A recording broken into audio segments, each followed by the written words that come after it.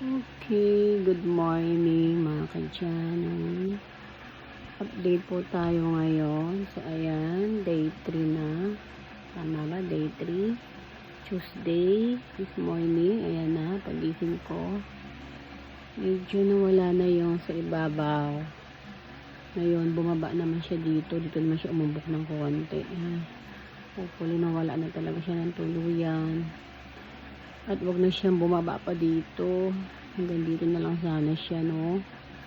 Para matapos na ang aking problema at makabalik na ako sa dati kong itsura. Ganun pa naman itsura ko, di ba nagbago? Para makabalik na tayo sa normal. Ayan. So, ayun na ngayon ang aking itsura. Sana mawala na siya.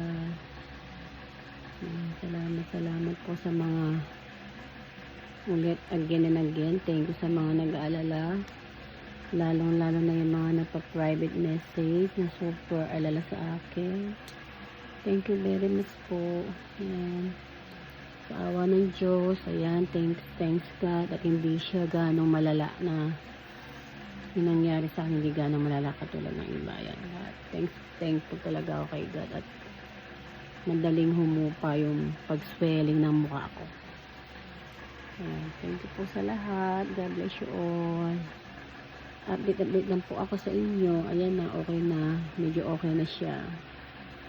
Yan lang po. Salamat.